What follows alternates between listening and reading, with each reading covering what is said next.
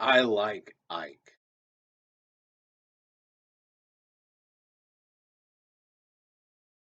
Hey guys, welcome back to the channel. So today we're going to be talking about Indiana Jones and the Kingdom of the Crystal Skull, the fourth movie in the franchise, and so far the last entry in this franchise.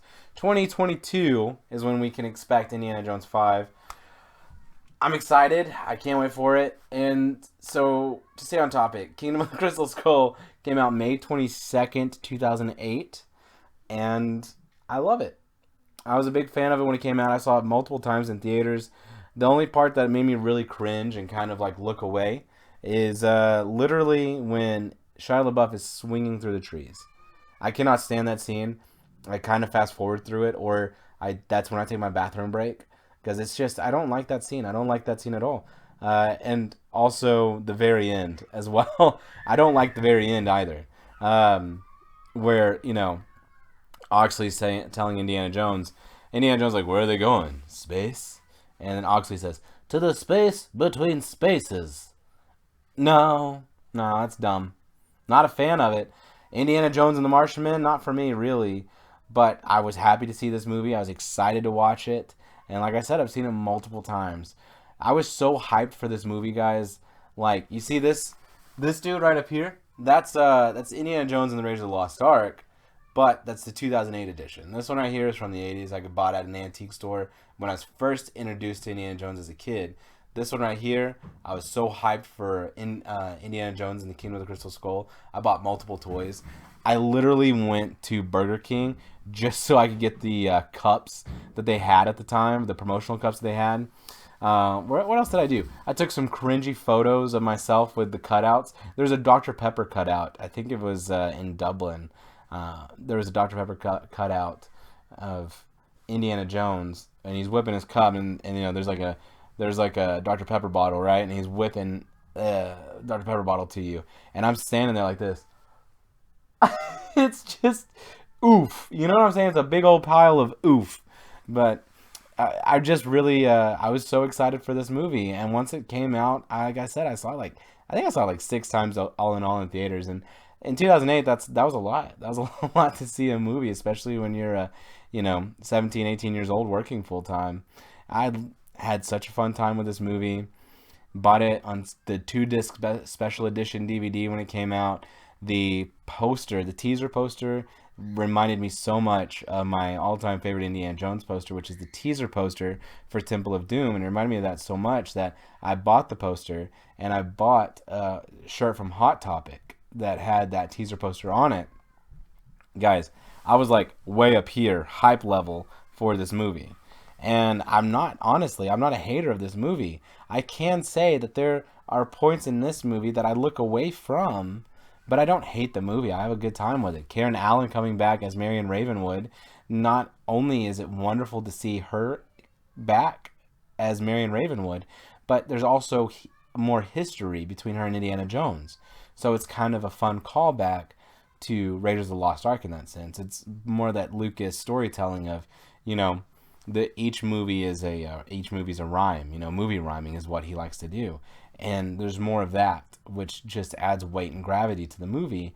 That is perfect. And then when you find out that Mutt is Indiana Jones's kid, um, there's once again looking back at the film, the character arc, the character development that we've been talking about with all these reviews with Indiana Jones.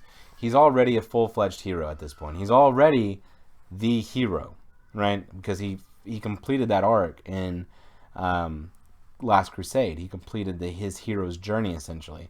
This is like a victory lap. You know what I'm saying? He gets a big hoorah. He gets great fights. He gets great adventure, and he gets the girl, and he gets the girl in a big way. Spoiler alert: he marries her. That's the that's the big payoff. Like, not only does he just get the girl at the end of the movie, but he gets the girl, and that's I love that. I love that ending for his character so much in this movie. It's great. It's perfect. And if you disagree, you're wrong. Simply put, you're just wrong. That's all it is. And uh, you know, John Hurt as Harold Oxley in this is pretty good.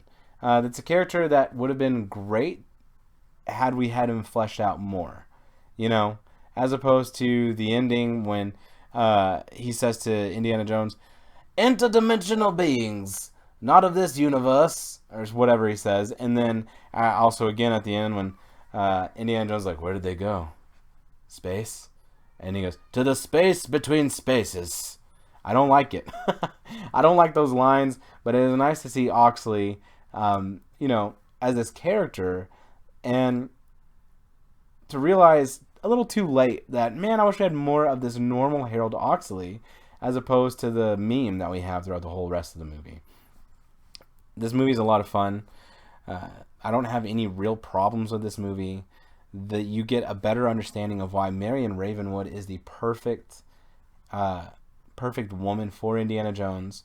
He even says so after they're kidnapped and they're on the truck, and he says to her, like, she says, oh, I'm sure there are plenty of other women. He goes, there were a few, and they all had one problem. She's like, oh yeah, what's that? And he's like, they weren't you, honey. And it's a perfect line, and it's perfectly delivered, and I like the way it's, even though they're older, it feels like you're watching the young Raiders version of them, because he says it in such a genuine way. She receives it in a very genuine, schoolgirly kind of way that it adds weight and levity to that scene. And then we get more of that, I don't know, I'm making it up as I go, kind of Indiana Jones moment when, after him and Marion share that moment, Mutt and Marion are in the front seat driving, and Mutt says to Marion, so, what's he gonna do now? And she's like, I don't think he thinks that far ahead. And he comes up with a bazooka and says, if I were you, I'd cover my ears. And he shoots at this thing that's cutting down all the trees, and then the blade comes through and then hits their truck. And it's funny because it just goes to show the man makes a plan, but it doesn't always turn out the way he wants it to, I can relate to that. I'm telling you, that's honestly my life right there. I don't think really that far in ahead. I'll have a couple of ideas like, oh, this sounds good. Oh, yeah, we'll give this a shot or whatever. Like a few kind of like half-baked ideas, and I'll just start executing. Like, honestly, if I ever wrote an autobiography about my life, it would literally be called The Skin of My Teeth. That would literally be the name of my autobiography. I'm not even kidding. That's my life. So Indiana Jones relates to me on a spiritual level in that way. Or I relate to Indiana Jones on a spiritual level in that way. And I just have a lot of fun with these movies. And this movie was such a breath of fresh air because something about movies just hadn't had real magic, I want to say. Like, Taken was really good, but it was gritty. Rambo 4, really great, but gritty. Movies tended to be a little bit more gritty. This was a breath of fresh air, in my opinion, because it was light, fun, and there was tense action. At least at the beginning of the movie, the action was tense with Indiana Jones fighting the big bad guy.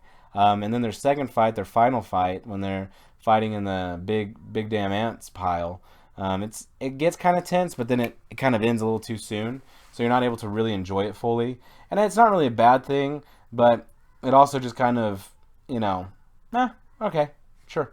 But the whole ending to me, the whole third act, it's a bit of a CGI kind of a mess, because the whole like 3 times it drops aspect, like that whole scene of them in that boat, that duck boat, when they're dropping down each waterfall, I don't know, it looks real fake because it is really fake. It's all CGI, and you can tell, and it just kind of takes me out of the movie a little bit. So that's another be a big complaint, and I think that's about it. Honestly, just sort of the ending of the movie. It's fine, it works, it functions, but it's not right where it needs to be.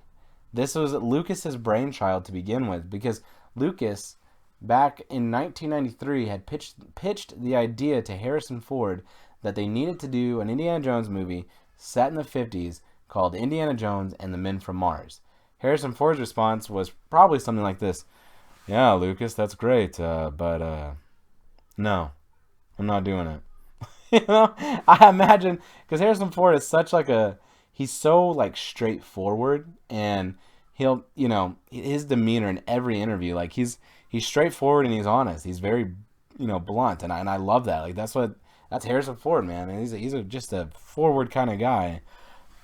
And Spielberg was also like, he had told Lucas before, because Lucas had pitched the idea to him, and Spielberg, was like, oh, well, I really wasn't into the idea because I'd already done 2 Alien movies already with Close Encounters and E.T., both great movies. This one was just mainly because Lucas was so persistent on getting, for some reason, aliens in an Indiana Jones movie. I personally, I don't think it's really that bad, but I'm also a fan of the prequels, so, judge me all you want, but I'll tell you something. I get your complaints with why people hate this movie. I'm just not one of them. I get super excited on Indiana Jones, at any Indiana Jones movie. Now, the 5th one, that might break me. I don't know. Am I still going to pay to go see it a bunch of times if I think it's any good? You betcha. Anyway, guys, I'm going to give this movie 4 out of 5 stars.